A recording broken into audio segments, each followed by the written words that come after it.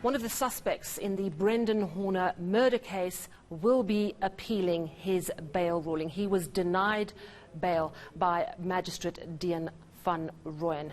His co-accused, of course, was granted bail of 5,000 rand. The matter has been postponed to December the 1st. Farmers have expressed their disappointment in how matters are being handled. Senior reporter Siphamandla Goge is following the story. Let's cross to him for the very latest. Hi there, Sipha.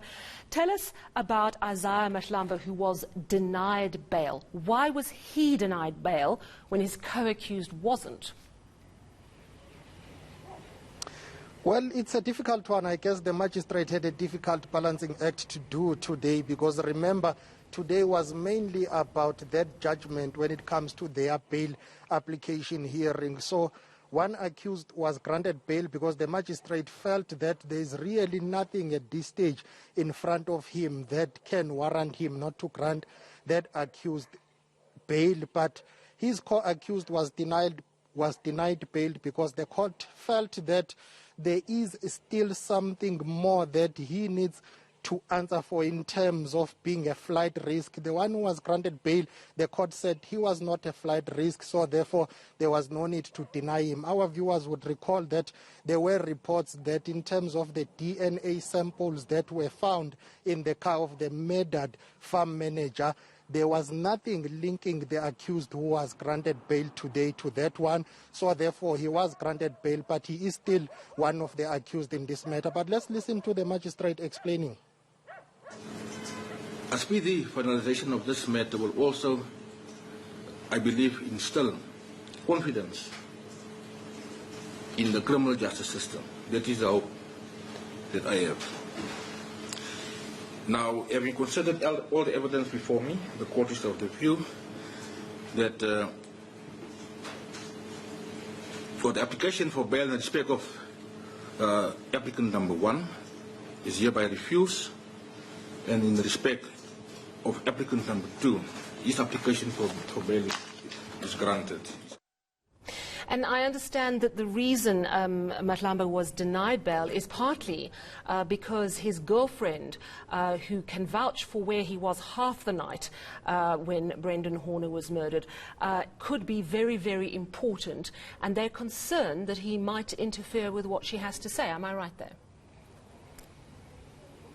Indeed, that is the case, but then again, the defense lawyer was arguing that, yes, his girlfriend is one state witness. There is another state witness who had given and submitted another contradicting statement saying, because here the issue is the girlfriend claims that at the time the accused was seen coming back in the morning around 4 a.m., but there is another witness who says actually he saw the accused coming back around 6 a.m. So those statements are contradicting, and I think that is something that the defense lawyer was not happy with, arguing why the court had to take one version over another version, because both witnesses matter and their testimony matters in this case. So he was arguing why the court had to listen to one witness, and he is not happy with the decision to deny him bail. They say they will be appealing that. Let's listen to the lawyer explaining. Are we really disappointed in it? It's career criminals. There's a lot of factors, we understand that. But if we look at the different cases with Andre and the other guy, there's absolutely no parity in the substance of the two cases. It is really disappointing for us. We're really worried that no justice will be served. They will be intimidating witnesses. Everybody in the community say they are scared for their lives and they don't want to come forward with information. So really a bad day for justice for us. All right, so clearly that is the farmers' response. They're not happy about the decision. Let's now listen to the defense lawyer that we were trying to play you a moment ago. At this point in time, the intention to, after we have spoken to the legal aid clinic, that to take this matter to High Court in Bloemfontein for an appeal. Why would you do that? Look, my view is that the court has indicated that applicant number 1 is light.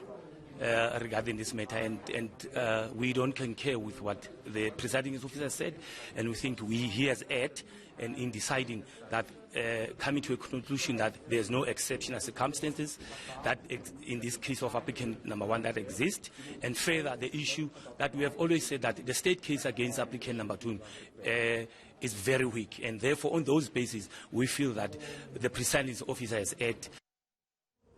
So, Sipho, what happens next? Well, we will be back at court on the 1st of December again for this matter, which will resume by that time. But let me tell you that based on the bite that we played earlier on, farmers were not happy. Outside court today, there were not too many people protesting. In fact, let me just say we didn't see anyone protesting today, but there was heavy police presence, because our viewers will recall that in the past few weeks there were tensions outside court when the accused persons were appearing. You had a group of farmers who were not happy with this case, and on the other side you had a group of EFF members who decided to attend the court case following those chaotic scenes and anarchy when the accused persons appeared. Some farmers were accused of torching a police van, and there were shots that were fired when they were charging towards the holding cells there, which prompted Police Minister Begicele to come down to Senekal together with State Security Minister Ayanda Dlodlo. So the small town of Senekal has been racially divided over this matter. So, but we'll be back at court on the 1st of December for this matter, Sally. Thank you.